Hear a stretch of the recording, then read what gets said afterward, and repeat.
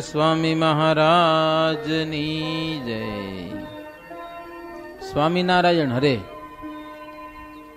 ચાંગાના પાટીદાર હરિભક્ત કુબેરદાસના માં બોનજીબા કરીને હતા, એમને અન્નકૂટ કરાવ્યો હતો વડતાલમાં. એ યજમાન બન્યા હતા અન્નકૂટ કરવા માટે. પછી ગોવર્ધન પૂજાનો ઉત્સવ કર્યો, અન્નકૂટ પૂરવ્યો છે અને દેવની આગળ અન્નકૂટ જમવા માટે વર્ણીએ આરતી કરી. શ્રીજી મહારાજ અને સંતો દર્શન કરવા બધા ગયા છે. પુરુષો દર્શન કર્યા પછી બાઈઓએ દર્શન કર્યા છે. એ બધી અન્નકૂટની વાનગી શ્રીજી મહારાજને અર્પણ કરવામાં આવી છે. તો શ્રીજી મહારાજ થોડું થોડું બધું જમ્યા છે. એમાંય ઘીની બનાવેલી આઈટમ મહારાજ જમતા, તેલવાળી આઈટમ મહારાજને ઓછી ગમતી એમ લખ્યું આમાં. તેલવાળું બહુ ન ફાવે, ઘી વાળું બરાબર. ઘીની આઈટમો મહારાજ જમતા. પોતાને ન ગમે તે ભગવાન પણ જમતા નહીં. જેટલો ભાવ હોય એ પ્રમાણે મહારાજ ભગવાન એની સેવા અંગીકાર કરે છે. દ્રવ્ય અપાર હોય પણ ભગવાન માટે જે સંકોચ કરે ને, ભાવ ઓછો હોય તો જ કરે. પડ્યા હોય રૂપિયા યામ, પણ ભગવાનને અર્થે વપરાય નહીં. મહારાજ કે શરીરનો કઈ નિર્ધાર નથી, કેટલા દી જીવું એનું કઈ નક્કી નથી. એવો વિચાર ન કરે, લો મરી જાઉં એવો વિચાર ન કરે. એવા માણસ હોય ને મહારાજ કે ગમે એટલું દ્રવ્ય મળે ને તો એનું દ્રવ્ય હાવ નિરર્થક હો. બંદીખાનામાં નાખીએ દ્રવ્યને. ક્યાં નાખે સુરલાલભાઈ? બંદીખાનામાં. નીકળે નહીં. લ્યો, જેલ જેવું ન કહેવાય, બંદીખાનું એટલે જેલ કહેવાય.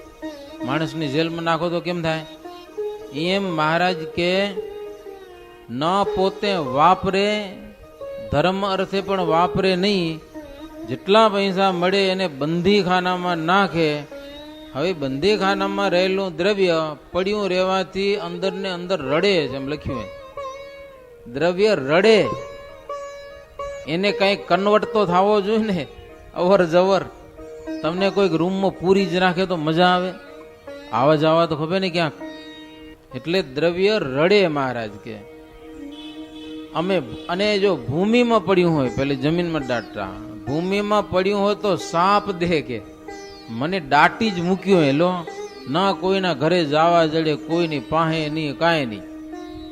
મહારાજ કે દ્રવ્ય એને સાપ દે છે, તેથી માલિકના વંશનો ઉચ્છેદ થઈ જાય છે અને રાત દાડો દુખ્યો રહે છે. લ્યો, માલિક રાત દાડો દુખી રહે છે.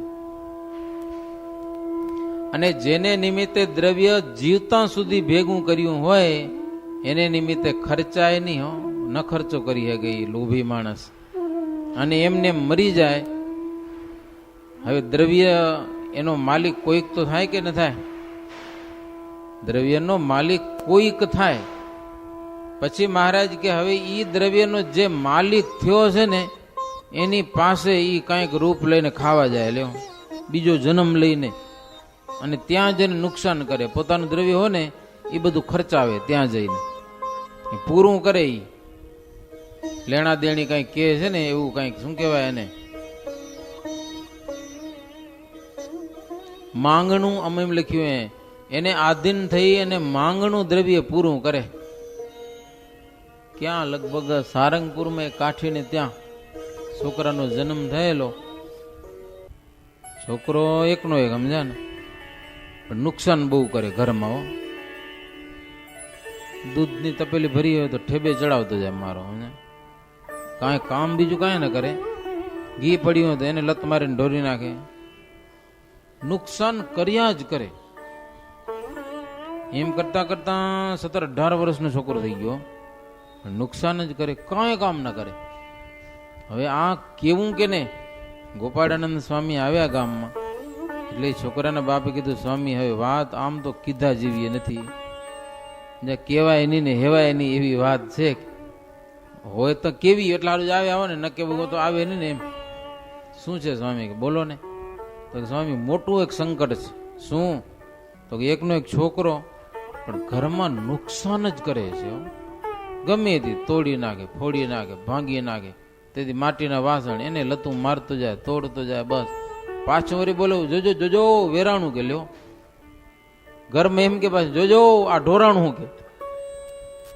અને કરવું શું હવે? બોલ્યો કાઠી કે સ્વામી એવો કંટાળી ગયો આના થકી, ને હવે કીધી છૂટકો થાય આના થકી. પછી સ્વામી તો થોડાક ત્રિકાળ નાની હતા એટલે આંખો બંધ કરીને આમ થોડુંક લાઈફ વિચારી આમ પાછળ. એટલે સ્વામી કે કોઈક હાથી રાખ્યો તો ઘરમાં, હાથી વર્ષો પહેલા. હાથીમાં સમજો ને તમે, વાડીમાં રાખ્યો ને હાથી કહેવાય. એ ખાવા પીવાનું તમને દેવાનું હોય અને અમુક પગાર તમે નક્કી કર્યો હોય, પગાર દેવાનો હોય. હાથી રાખ્યો તો કે સ્વામી રાખ્યો તો, એને તો ઘણા વર્ષો થઈ ગયા. અમે સત્સંગી થયા પહેલાની વાતું છે, ભલે પહેલાની તો પહેલાની, પણ કહો તો ખરા પગાર દેતા હતા? તો કે ના, ખાવા પીવા દેતા હતા. એનો પરિવાર હતો કે નતો? પરિવાર હતો. પગાર નથી દીધો ને, લેવા આવ્યો હે કે હો મૂકશે નહીં. હવે તમે કેટલા વર્ષ કામ કર્યા એવું કયો? તો કે 15-20 વર્ષ હતો. 20 વર્ષ પૂરા થાય તો અહીંયા નુકસાન કરશે, કે ભાંગશે, તોડશે. તી ઓલ્યો સ્વામી કે સ્વામી કીધી વર્ષ પૂરા થશે? કે લ્યો સ્વામી કે પણ વર્ષ પૂરા થશે તો મરી જશે. તો કે પણ કેટલા વર્ષ લાગશે જીને મરતા? છોકરો પોતાનો કેટલો કંટાળ્યો, તમે વિચાર કરો એના થકી. સ્વામી કે 2 વર્ષ સહન કેટલો હજી કે 2 વર્ષ છે. માંગણું થઈને લેવા જવું પડે. એના કરતા શ્રીજી મહારાજ કે હોય સંપત્તિ તો તમે ગમે ત્યાં ધર્મ નિમિત્તે ગાયોને માટે, કૂતરાને માટે, સંતો સાધુ સંતો હરિભક્તો મંદિરમાં ધર્માદામાં આપો. એ તમને પરલોકમાં કામ આવશે. બાકી તો દ્રવ્યને બંધીખાનામાં જ રાખ્યા કરે. ઘણા એવા હોય બંધીખાનામાં જ કે 5 વર્ષે ડબલ થાય, 6 વર્ષે ડબલ થાય. હવે એ ડબલ થતું થતું પોતે ડબલ થઈ જાય. એનું શું? 5-6 વર્ષે ડબલ થાય ને પાછું બંધીખાનામાં રાખી દે ફિક્સમાં. એમ કરતા કરતા વળી 5-6 વર્ષ થાય ડબલ થાય, એ વળી ડબલ પાછું એમને બેંકમાં જ પોતે ધંધા કરી કરી રોટલા ખાય. એમને એમ કરતા કરતા આનો કોક દી તો વારો આવે ને ગુજરી જવાનો. ઘણાને એવો બને.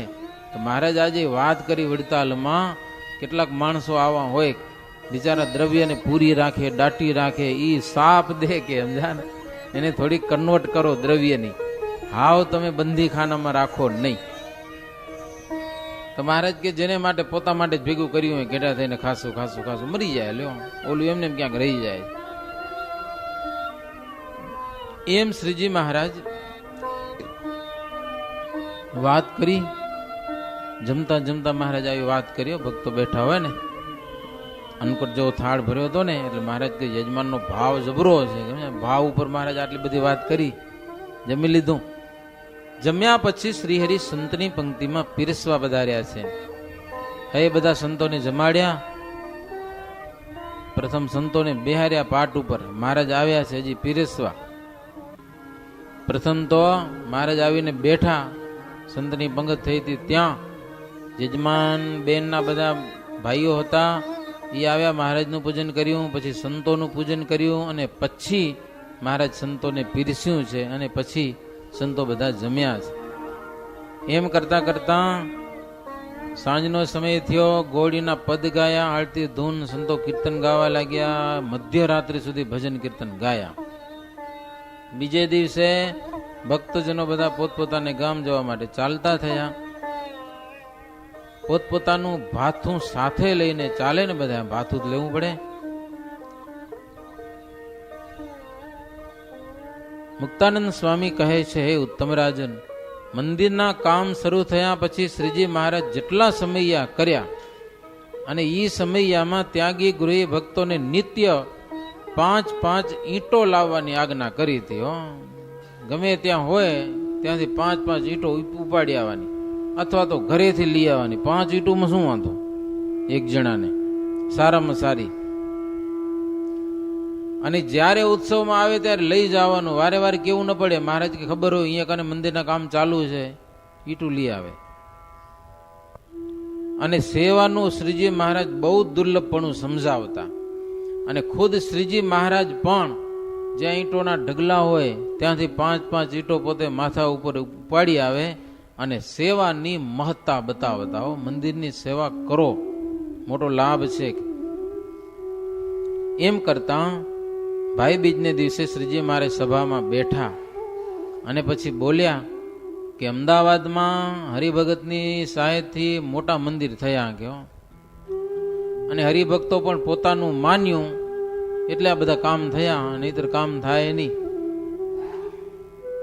મહારાજ કે સગા કુટુંબી પોતાના મનાય છે એના ભરણ પોષણ માટે રાત દિવસ નવો નવો ભાવ રહે છે, એમાં અભાવ આવતો નથી. એમ ભક્તો સત્સંગને પણ પોતાનો માને છે. અમને ને સંતને ને મંદિરને માટે ભાવે તેટલું કરવું પડે ને તો કરે છે અને મનમાં કઠણ માનતા નથી, અઘરું નથી માનતા. મનુષ્યતા કે જીવન જીમી અન્ન જલાદી કરહે ઉતીમી હરિજન બાઈ ભાઈ તાકે કથા કીર્તન બાત જોવા કે. શ્રીજી મહારાજ કે અન્ન અને જળ જે મનુષ્યનું જીવન છે તેમ કથા કીર્તન પણ હરિભગતનું જીવન છે. એના વિના હાલે નહીં, જીવે નહીં. શ્રીજી મહારાજ આવી વાતો કરતા હરિભક્તોનો ભાવ સત્સંગમાં વધતો ને વધતો રહેતો અને ભાવ ઘટી ન જાય એટલા માટે શ્રીજી મહારાજ સંતોને ગામો ગામ ફરવા માટે પણ મોકલતા. જે તે પ્રકારે હરિભક્તો આગળ જાય એ સત્સંગની વાતો કરો, કથા વાર્તા સંભળાવો ને કીર્તન સંભળાવો, મજા આવે હો બહુ. અમુક અમુક ગામડામાં સંતોનો અવર જવર ઓછી હોય ને અને ત્યાં હરિભગત સાદા સાધુ આવીને કથા સાંભળાવે ને તો બહુ રાજી થાય. કથા સાંભળવાની હોંશું ખરી કોને? હરિભગતને. એમાં ગુજરાતના ગામડામાં ઘણી જગ્યાએ સંતો ઓછા પહોંચતા હોય, એમાં સંતો આવી જાય બહુ રાજી થાય હરિભક્તો. ભાગવતમાં લખ્યું હે મોર છે, મોર ઈ મેહની રાહ જોતો હોય. વરસાદ આવે, આકાશમાં વાદળ દેખાય એટલે મોરની કેવી મજા આવે, હે ટંકા કરે જોશ જોશથી, ખુશ થઈ જાય. ઓહો મેઘ આવે, મોઢું ખોલીને બેઠો હોય વરસાદના છાંટા લેવા માટે. એમ હરિભગત છે એ જેમ મોર વાટ જોવે ને એમ સંતની વાટ જોતા હોય, ક્યારે આવે ને કથા વાર્તા સંભળાવે. આજથી 25-30 વર્ષ પહેલા મહિમા હતો, હવે થોડો ઘટી ગયો. સાધુ લગભગ હવે દરરોજ દર્શન થતા હોય. 30 વર્ષ પહેલા વારે વારે સાધુના દર્શન ન થાય, ક્યારેક જ સાધુ જોવા મળે.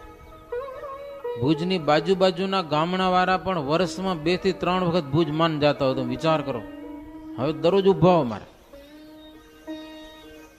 કાં તો હિંડોળામાં અને કાં તો અન્નકૂટના દર્શન કરવા. હાવ બાજુમાં ગાડા લઈને પહોંચી જવાય અને કાં તો મોટો કોઈ ઉત્સવ સમય હોય ત્યારે જવાનો વારો આવે. અને ત્યારે મહિમા ગામડામાં સંતો ફરવા આવે એટલે સભા મોટી થઈ જાય, ઘણા બધા આવી જાય. હવે સાધુ જાય તો લગભગ નોર્મલ થઈ ગયું. એ જે દરરોજ હાલતું હોય ને એમને હાલે. 2-4 જણા વધુ આવે તો આવે, નક્કી નહીં એમ. એટલે શ્રીજી મહારાજ સંતોને મોકલતા. અને મંદિરો બંધાણા, મંદિરોમાં સંતો બ્રહ્મચારીઓ રહેતા હોય એને પણ શ્રીજી મહારાજ કહેતા કે મંદિરમાં સંતો કે બ્રહ્મચારીઓ જે રહેતા હોય તેમનામાંથી મોટું મંદિર દેખી અને કોઈક અન્નાર્થી આવે, ભૂખ્યો આવે તો યથાશક્તિ એનો સત્કાર કરવો. મહારાજ કે જમાડવો એને જેવી શક્તિ. મંદિરની પણ પેલા કઈ જબરી શક્તિઓ થતી નહીં. મહારાજ કે એવા અનાર્થીને જમાડવાથી ત્રિલોકીમાં કીર્તિ થાય આપણી. જમવા મળી જાય ને હારું બોલે બધા. અને અન્નદાનનો જબરો મહિમા છે. મંદિરની જગ્યા કરીને રહ્યા હોય એટલે તો આવવાના જ છે. એ તો મંદિર બાંધીને બેઠા છો લાખોના, તો કોઈક તો ભૂખ્યો માણસ આવવાનો જ છે ને. યથાશક્તિ એને કંઈક આપો. મહારાજ કે જે ત્યાગીને મંદિરની જગ્યા ન હોય ને એકલો એકલો ફરતો હોય એની પાસે કોઈ ભિખારી નહીં આવે કે આવે એ તો એ ભિખારી જોવે એની પાસે કોણ આવે?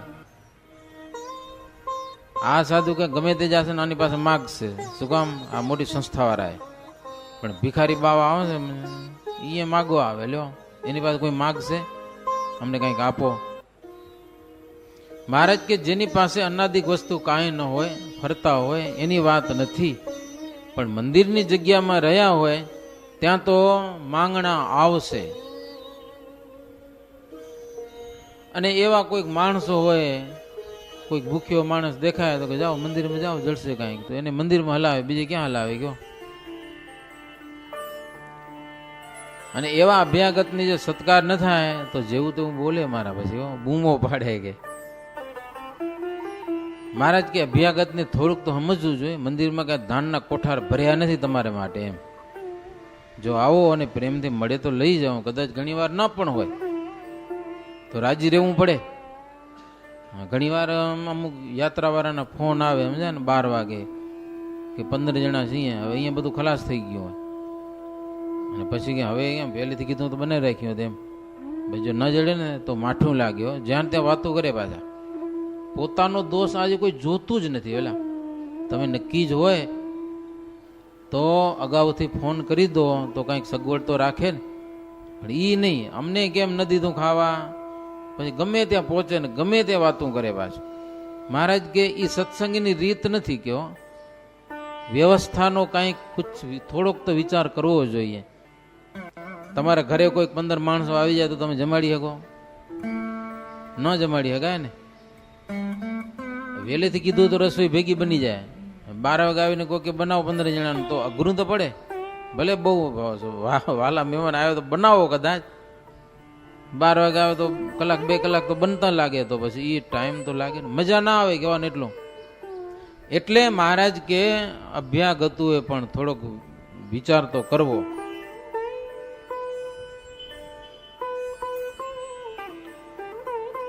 અભ્યાગતની રીત મહારાજ કે એવી જોઈને મળે કે ન મળે તેનું અનુસંધાન રાખ્યા વિના માગવાની ફરજ સમજે, માગવું ખરું.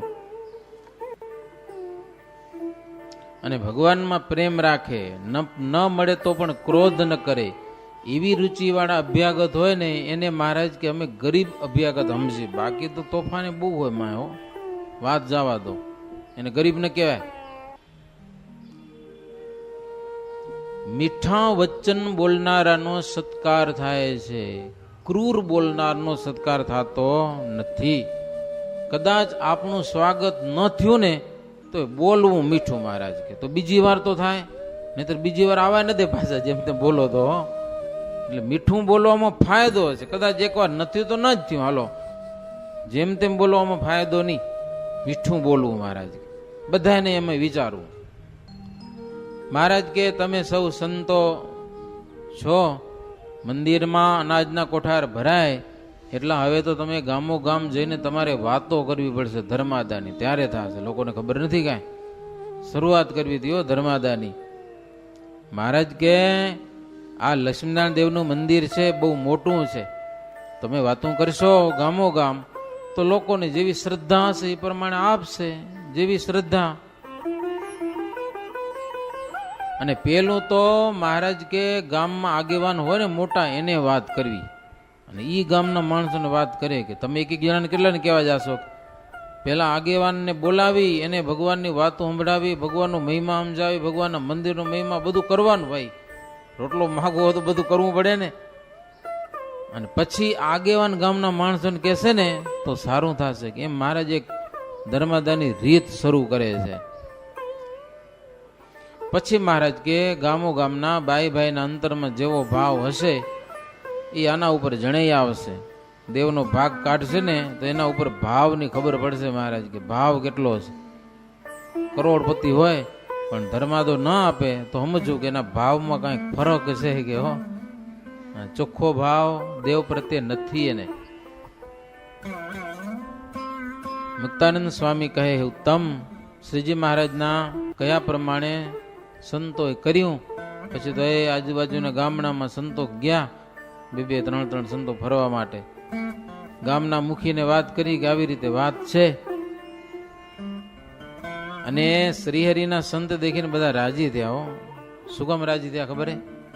લોકોને એટલી અક્કલ હતી કે જેથી સ્વામિનારાયણ નતા તેથી અમારી શું દશા હતી, ધાડ પાડુઓના કેવા ત્રાસ હતા, કેવા ગામને ગામ લૂંટાઈ જતા હતા, મારી જતા હતા, કાંઈ ધાં ફરિયાદ હતી નહીં. અને સ્વામિનારાયણ આવ્યા પછી એ શાંતિ થઈ ગઈ. લ્યો, કોઈ ડાકુ ફરકે નહીં ગામડામાં, કોઈ જાતનો ભય ન રહ્યો. અને એ સ્વામિનારાયણ મંદિર બાંધેલું હતું. આપણે દેવા આમ ગોંડા લૂંટી જતા હતા, મારી જતા હતા. હવે તો ભગવાનને અર્થે છે ને, એટલે આપો, પ્રેમથી લોકો આપે. હો, મુખી આખા ગામને ભેગું કર્યા, સંતો આવ્યા છે જુઓ. ને આ સંતો જગતના બાવા જેવા સાધુ નથી. કાંઈક વિચારીને તમે કામ કરજો. મુખી હોય ને ગામનો, એને કાંઈક અકલ હોય તો મુખી બનાવ્યો હોય ને, મૂર્ખા તો ન હોય, બધા કોક હોય ભલે એમાં.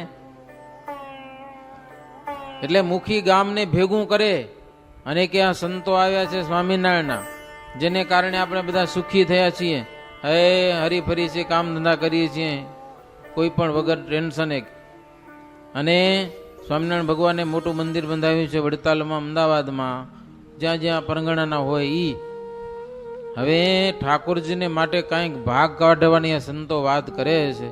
માટે જેને જેવી શક્તિ હોય ને એ આ સંતોને આપો. સંતો કે ફોરસ કોઈ જાતની નથી. જેવી તમારા અંતરમાં તમને ભગવાન પ્રેરણા કરે ને એટલું દેજો.